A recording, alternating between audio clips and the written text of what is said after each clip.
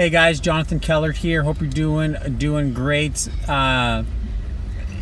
one thing people tell me a lot. They kind of, they always say this all the time, and they think it's a legitimate excuse. Something that they can kind of get by on by saying this, and it really bothers me that they feel like they can do it. One thing that people say a lot of times, just in life in general, is they always say stuff like, I have no time. I have no time. I'm too busy. I have no time. Different variations of that. Listen, people who say I have no time, that's like the adult version of the dog ate my homework. It's just, it doesn't make any sense. You have time. You always have time for things that's going on.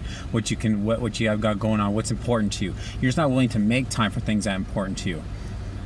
For me, people, I'm trying to get people to start their own business part-time and get working, and that's what they say. I'm always so busy. I got so much going on. I have no time for anything. Okay, well, I've done this exercise with a few people. I say, okay, well, listen, in a week, there's 168 hours.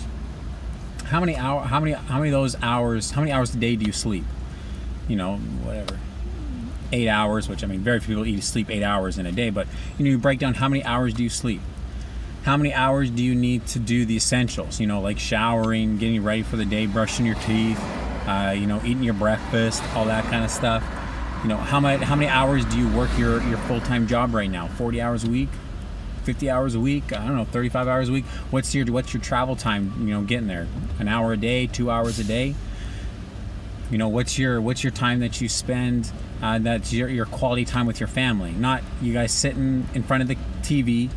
At night watching a show, or everyone's around the table on their phones tonight. Like actually quality time that you're spending with your family. What do you have? What do you do every week for that? What's your time that you spend working on your spiritual life? What do you do? And break down all those areas. And your recreational, your extracurricular. Maybe you got bowling league, or you got knitting tutorials. I don't know.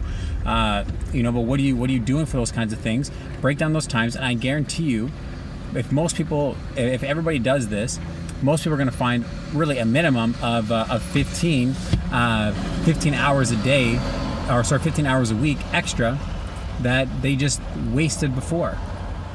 And so you got to turn around and take those 15 hours that you were just wasting before, on playing games on Facebook and going through the Insta feeds and all that kind of stuff, and take that time and invest it in yourself, invest it in doing something more and accomplishing more and having more and just getting more return out of that. So I think time is the most underestimated commodity that we have right now, and so many people take it for granted what they have and what they can do. So that's what I encourage you to do. Take a list. You got 168 hours this week. What are you doing with those 168 hours to maximize that so that you can actually go out and make your life better next week, okay? Talk to you later. Bye.